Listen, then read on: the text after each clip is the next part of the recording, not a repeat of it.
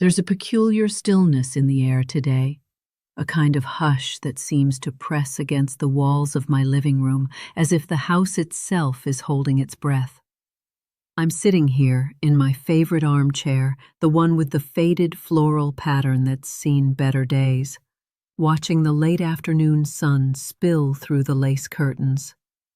It paints delicate shadows across the walls of our quaint suburban home, just a stone's throw from the city's hum.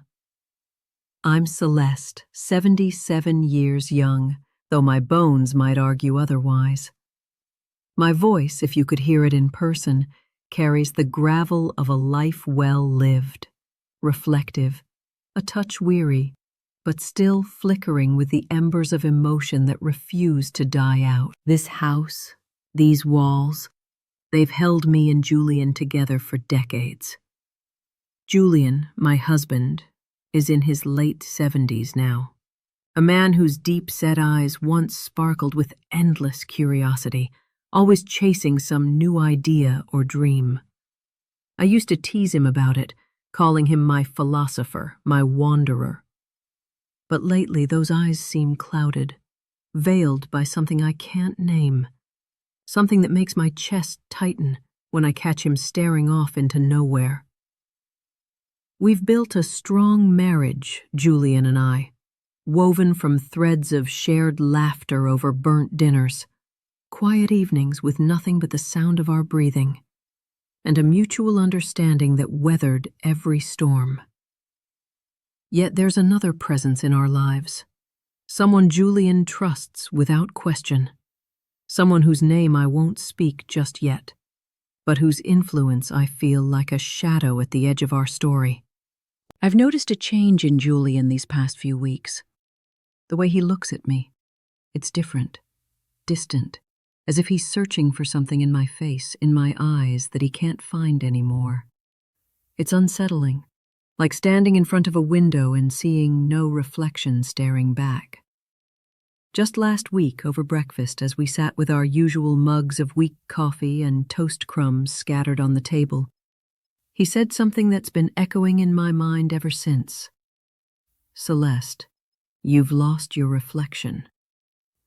His voice was quiet, almost tender, but heavy with meaning I couldn't grasp. I laughed it off, brushing it away as one of his poetic musings. He's always had a way with words that could twist the ordinary into something profound. But his expression didn't lighten. His eyes stayed fixed on me, serious, searching, and that moment planted a seed of doubt deep inside. What did he mean? How does he see me now? Or worse, does he see me at all? Today, as the sun dips lower and the shadows stretch longer, Julian joins me in the living room. We sit together on our worn leather couch, the one that creaks under our weight and holds the imprint of countless evenings spent side by side. He's holding an envelope, plain and unassuming, but his hands tremble slightly as he extends it to me. I look into his face and see a flicker of something, hope maybe, or fear, as he urges me to open it. Inside, there's a simple note with an address and a single line. "Go, Celeste. Find what's missing." No explanation, no goodbye. Just those cryptic words in his familiar slanted handwriting. My heart thumps unevenly as I fold the paper back into the envelope, questions swirling in my mind. But Julian's expression tells me he won't say more, not yet. So, with a mix of reluctance and curiosity, I pack a small bag, kiss him on the forehead, and set out for the unknown. The drive to the villa takes about an hour, the city's noise fading into a distant hum as I wind through narrow roads framed by rolling hills and ancient olive trees. Their gnarled branches twist toward the sky like old, wise fingers, and I can't help but feel I'm entering a different world, one far removed from the familiar creak of my armchair. When I finally pull up to the villa, my breath catches. It's a sprawling structure of weathered stone, its walls cloaked in ivy that clings like a living shroud. The place feels both timeless and untouched, as if it's been waiting for me, or someone, for centuries. I step out of the car, the gravel crunching underfoot, and take a moment to absorb the silence. It's not just quiet, it's a heavy, deliberate stillness, broken only by the faint rustle of leaves. Pushing open the heavy wooden door, I step inside, and the air shifts. It's cooler here, almost reverent, but there's an emptiness that unsettles me. The interior is vast, with high ceilings and wide open spaces, yet there's nothing personal. No photographs, no trinkets, no signs of life beyond the soft fabric draped over the walls, like whispers of color against the stone. Somewhere, faint ambient music plays from unseen speakers, a gentle melody that seems to weave through the air. I wander a little, my footsteps echoing, and notice something peculiar. There are no mirrors, not a single reflective surface anywhere. I pause by a window, instinctively looking for my own face in the glass, but the light outside is too bright, casting only shadows. It's strange not seeing myself, like I've become a ghost in someone else's story. Before I can dwell on it too long, a figure approaches from the far end of the hall. He's tall, in his early 60s, with a calm demeanor that seems to steady the very air around him. His name is Lucian, and he introduces himself as the host of this place. His gray eyes are piercing, not in a harsh way, but as if they see straight through to the parts of me I've kept hidden, even from myself. There's no judgment in his gaze, just a quiet knowing. His voice, low and measured, carries a weight that makes me hang on every word. He moves with an effortless confidence, guiding me to a small table where he offers me a seat with a gesture so natural, it feels like we've done this 1,000 times before. I settle into the chair, the wood creaking softly under me, and for the first time in what feels like forever, I let my shoulders relax. There's something about Lucian's presence, steady, unassuming, yet undeniably powerful, that makes the tension I've been carrying start to unravel. Over the next day, I find myself drawn to him in ways I can't quite explain. We don't talk much at first, and that's okay. There's a comfort in the silence between us, a kind of understanding that doesn't need words. I walk barefoot on the cool wooden floors of the villa, feeling the smooth grain under my soles, and it's like I'm reconnecting with my body in a way I haven't in years. Every step grounds me. Every breath feels fuller, as if I'm waking up from a long, restless sleep. Lucien is often nearby, not intrusive, just there, a quiet anchor in this strange, mirrorless world. We spend hours in a small courtyard tucked behind the villa, a hidden nook where the air smells of lavender and the rustle of leaves is the only sound breaking the stillness. I sit on a stone bench, the surface rough against my skin, while Lucien settles across from me, his posture relaxed but attentive. The sunlight filters through the branches above, dappling his face in golden patches, and I find myself staring at the lines etched into his skin, each one a story I don't yet know. Without planning to, I start talking about Julian. The words spill out slowly at first, hesitant, like I'm testing the weight of them in this unfamiliar space. I tell Lucien about the early days, the joy of building a life together, those silly arguments over nothing that ended in laughter, the way Julian's hand always found mine in the dark. But I also share the struggles, the quiet resentments that crept in over time, and the distance that's grown between us lately. A chasm I don't know how to bridge. Lucian listens without a hint of judgment, his gray eyes holding mine with a kind of understanding that makes my chest ache. He doesn't offer advice or empty reassurances. He just lets me speak. And in that act, I feel seen in a way I haven't in so long. The next afternoon, something shifts.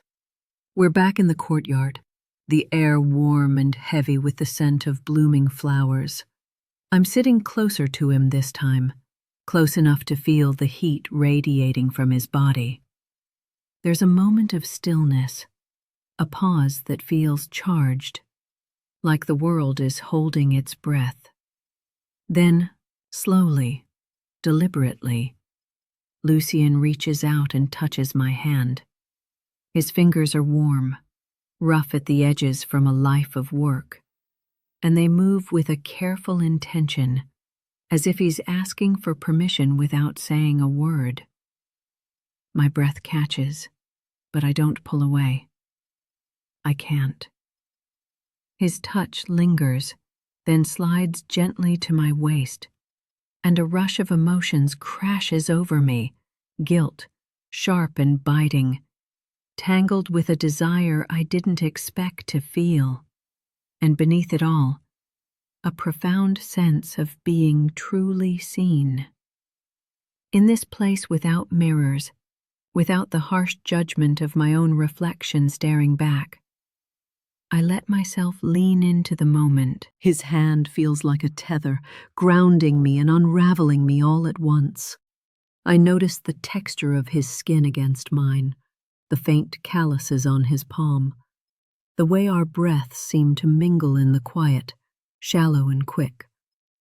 The world narrows until it's just the two of us, the rustle of leaves fading into a distant hum. What happens next is both inevitable and unthinkable. I cross a line I never imagined I would, betraying Julian in a way that feels both shattering and strangely liberating. The intimacy with Lucian is raw, unfiltered, skin against skin, the warmth of his embrace enveloping me like a tide I can't resist. I feel every sensation with a clarity I've forgotten was possible. The heat of his breath on my neck, the strength in his arms as they hold me close, the way my own body responds despite the storm of guilt raging in my mind. But now, in the quiet aftermath, as I sit alone on the edge of my bed in this ancient villa, I'm left with the weight of what I've done. The room is dimly lit, the soft glow of a single lamp casting long shadows across the stone walls. My hands clutch a small device Julian had slipped into my bag before I left, something I'd overlooked until this moment. A recorder with a message meant for me. My fingers tremble as I press play, the faint hum of static filling the silence before his voice comes through, clear and steady, as if he's right here with me. "Celeste," he begins, and I can picture his face, those deep-set eyes that always seem to see more than I could ever hide. His tone is calm, almost serene, carrying a knowing weight that makes my breath catch. "I'm not losing you. I'm giving you to yourself, to another space, another gaze. If you return, come back as you." The words hang in the air, heavy with meaning, as the recording clicks off. I sit frozen, the device still in my grip, my mind racing to unravel what he meant. Did he know? Did he anticipate this, or at least allow for the possibility that I might stray, that I might shatter the vows we've held for decades? The thought sends a jolt through me, a mix of shock and something softer, relief maybe, or gratitude. It's as if he's released me, not from our marriage, but from the version of myself I've clung to for so long. his love, his sacrifice. It's deeper than I ever understood, and it overwhelms me. My chest tightens, tears prick at the corners of my eyes, and I let out a shaky breath, grappling with the realization that he might have sent me here not to lose me, but to help me find something I didn't even know was missing. Hours pass, or maybe it's days. I lose track in the timeless haze of this place. I wander the empty halls of the villa, my footsteps echoing against the cool stone floors, each sound a reminder of how alone I am with my thoughts. Julian's words loop in my mind, relentless, forcing me to confront truths I've avoided for years. I've lived so much of my life through his eyes, shaping myself to fit the reflection I saw in his gaze. Our marriage, our shared history, it became the lens through which I understood who I was. But now, stripped of that, forced to face myself without mirrors or his steady presence, I'm unraveling. Who am I outside of us? My heart races as I pace, a frantic rhythm that matches the storm inside me. I reach out, trailing my fingers along the soft fabric draped over the walls, seeking something solid to anchor me in this surreal, disorienting space. The texture is rough yet comforting under my trembling hands, a tactile reminder that I'm still here, still real, even if I don't recognize the woman I'm becoming. I pass by open windows, the scent of lavender drifting in from the courtyard, and I think about how this experience, as painful as it is, has cracked me open. The betrayal, the guilt, it's a mirror of its own, reflecting parts of me I've ignored for too long. Desire, yes, but also a hunger for something beyond the life I've known. A need to define myself on my own terms. My breath steadies as I linger by a window, staring out at the rolling hills bathed in the golden light of late afternoon. I'm not sure if I'm ready to face who I am without Julian's reflection, but for the first time, I feel the stirrings of a quiet determination to try. By the end of the third day, I know I can't stay here any longer. The villa, with its endless silence and hidden truths, has given me what it could. It's time to go back. I stand in my room, packing my bag with slow, deliberate movements, lingering over each item as if saying goodbye to this strange chapter. There's a scarf I wore on the first day, still carrying the faint scent of the olive trees outside. A notebook where I scribbled fragmented thoughts late of the day. As I drive back home, the road stretches out before me like a ribbon of memory, each mile pulling me closer to the life I've always known, yet somehow feel so distant from. The hills and olive trees fade into the rear view, replaced by the familiar blur of suburban streets. My hands grip the steering wheel a little too tightly, knuckles pale, as my mind churns with everything that's happened.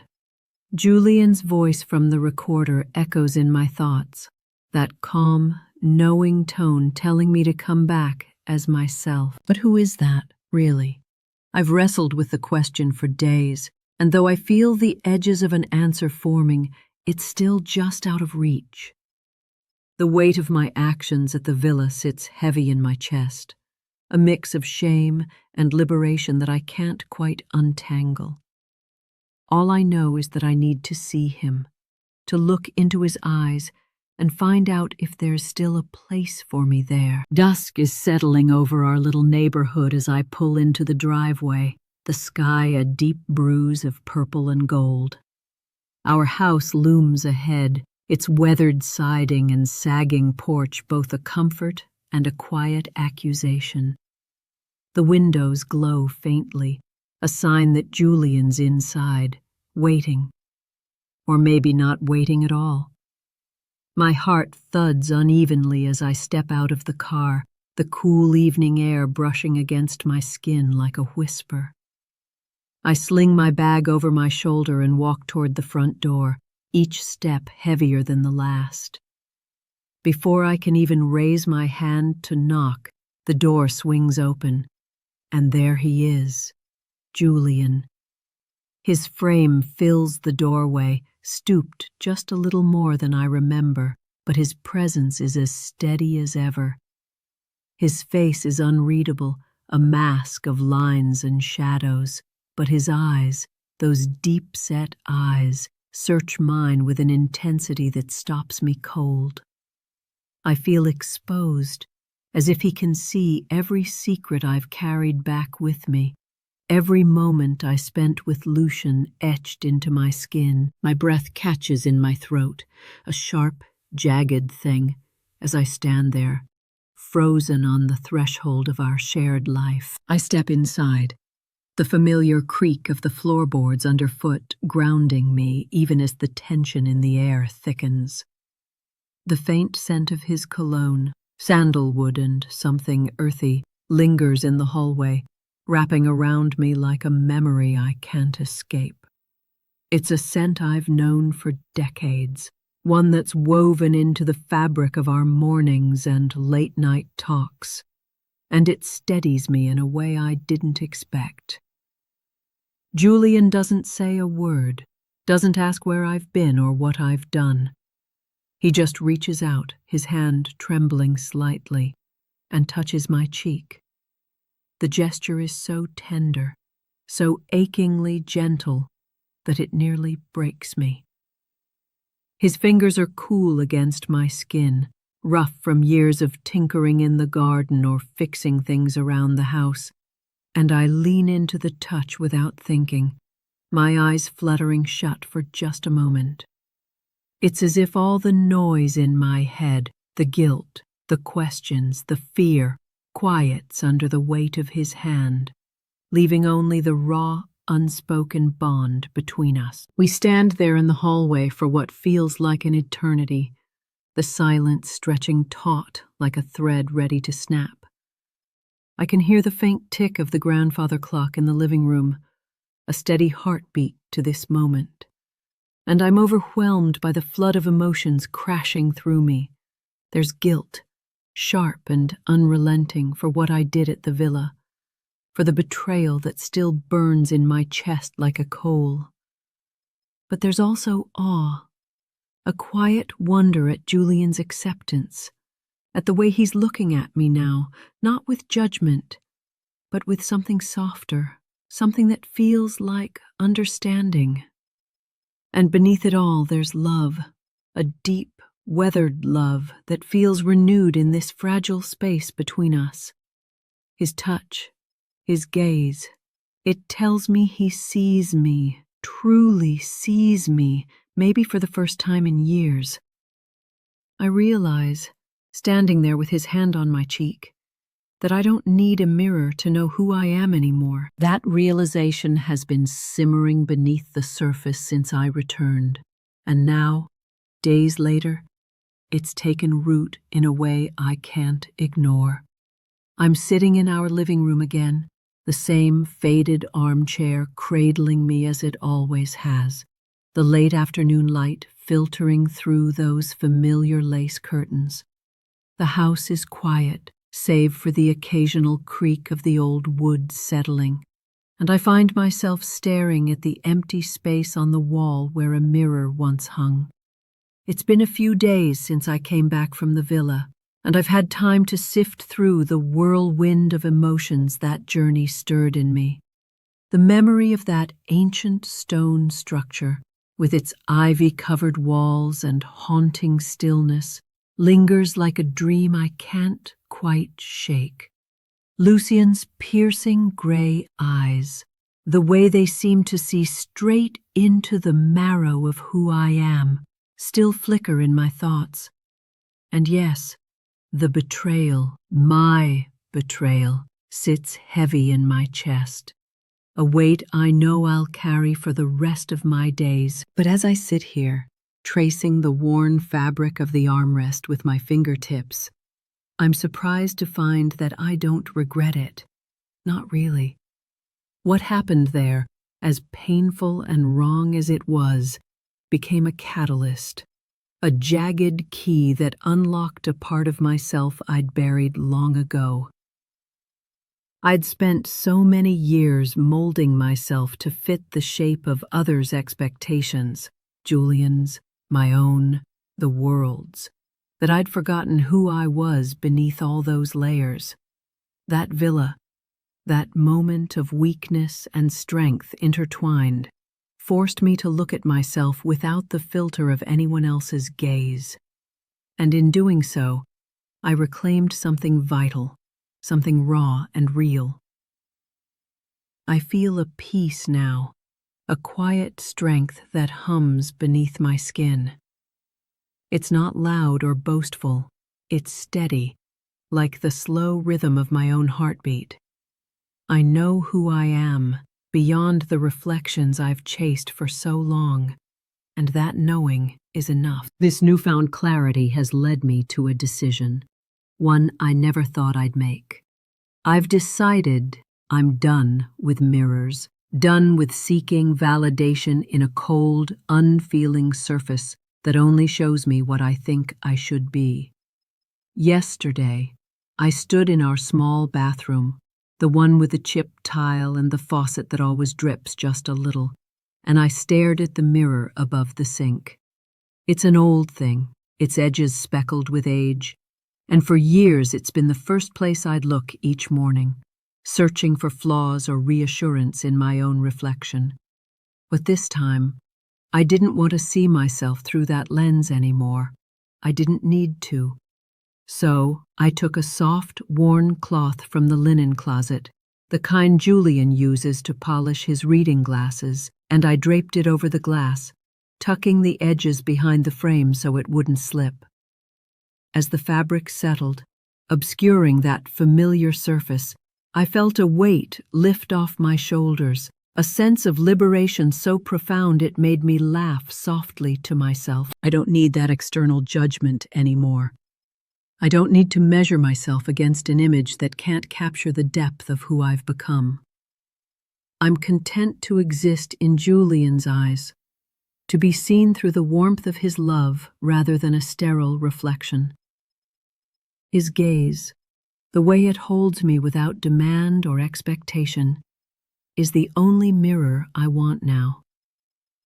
It's a choice that feels right, like stepping out of a cage I didn't even realize I was in, and I've never felt freer. As the days have passed, Julian and I have settled into a new kind of rhythm, one that feels both familiar and uncharted.